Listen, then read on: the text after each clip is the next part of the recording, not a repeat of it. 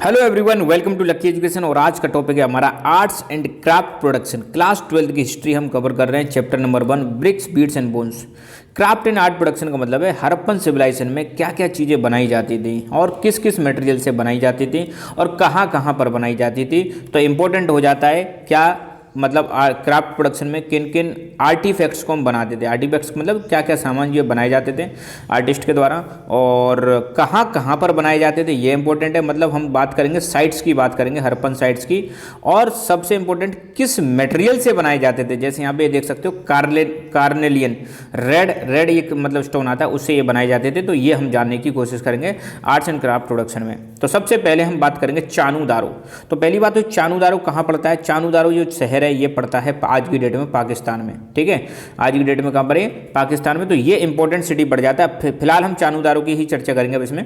तो चानू दारो एक छोटा सा टाउन हुआ करता था जो फेमस हुआ करता था क्राफ्ट प्रोडक्शन के लिए। यहाँ पर मतलब बहुत सारी चीज़ें बनाई जाती थी। छोटे छोटे जो कलाकार हुआ करते थे, कारीगर्स हुआ करते थे, दस्तकार हुआ करते थे, है ना, शिल्पकार हुआ करते थे, वो बनाते थे। तो क्या क्या बनाया जाता था अब देख लो एक एक करके आराम से। ये जो चानू दारो जो सिटी था ये एक्सक्लूसिवली बिजी था। एक्सक्लूसिव मतलब सिर्फ और सिर्फ ये क्या बनाता था, क्राफ्ट प्रोडक्शन करता था। स्पेशली बीड मेकिंग, बीड का मतलब मोती बनाना, सेल कटिंग, ओशियंस के आसपास, कोस्टल एरिया के आसपास जो सेल्स पाए जाते हैं उनकी कटिंग करके उनसे डिजाइन बना के बढ़िया बढ़िया प्रोडक्ट बनाना, metal working, seal making, weight making, इन सब चीज़ों के लिए फेमस हुआ करता था चानू दारो। तो ये पूछा जा सकता है चानू दारो किसके लिए फेमस था और क्या क्या होता था यहाँ पे। अब किस किस मटेरियल से बनाते थे, ये जो भी ऊपर वाली जो चीज़ है ये बनाई जा रही है, इसके लिए मटेरियल से इस्तेमाल करते थे। Number 1 carnelian. कार्नेलियन का मतलब है एक ब्यूटीफुल रेड कलर का एक स्टोन होता है, उसको हम बोलते हैं carnelian. Jasper, crystal, quartz, copper, bronze, gold, shell, faience, terracotta and burnt clay और बर्न्ट क्ले, इन सब चीज़ों को यूज करके ये सारी चीज़ें बनाई जाती थी। तो ये हो गया मटेरियल, ये हो गया सामान और ये हो गई जगह। ध्यान रखना है आपको ना। तो चानू दारो आप देखो, तो ये तो आपको देखो यहाँ पे ये इंडिया का बाउंड्री है भाई साहब यहाँ पे। तो चानू दारो आपको देखने को मिलेगा पाकिस्तान की साइड में, ये रहा चानू दारो। ठीक है, तो चानू दारो के बारे में ध्यान रखना, पाकिस्तान की साइड में है ना, ये सारी चीज़ें बनाई जाती थी।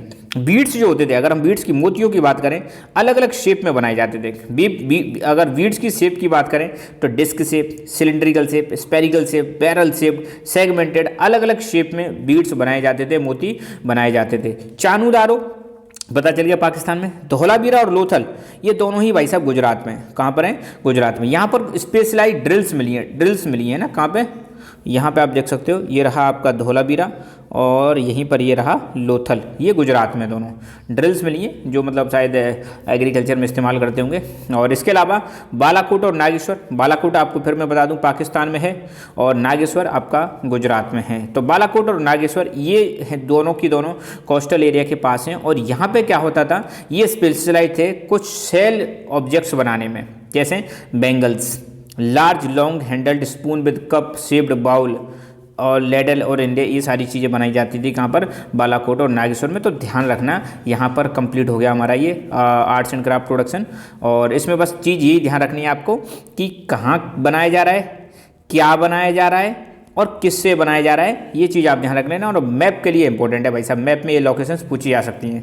अब शायद कहते हैं कि शायद ये जो फिनिश प्रोडक्ट हैं, चानू दारो लोथल से जो फिनिश प्रोडक्ट हैं, इनको शायद अर्बन सेंटर्स में ले जाया जाता होगा, जैसे मोहनजोदारो और हड़प्पा। यहाँ से मतलब बना के बड़े बड़े शहरों में ले जाया जाता होगा और फिर इनको वहाँ पर बेचा जाता होगा। तो बस आज के लेक्चर में इतना ही। Thank you so much. Keep learning, keep enjoying and God bless you all.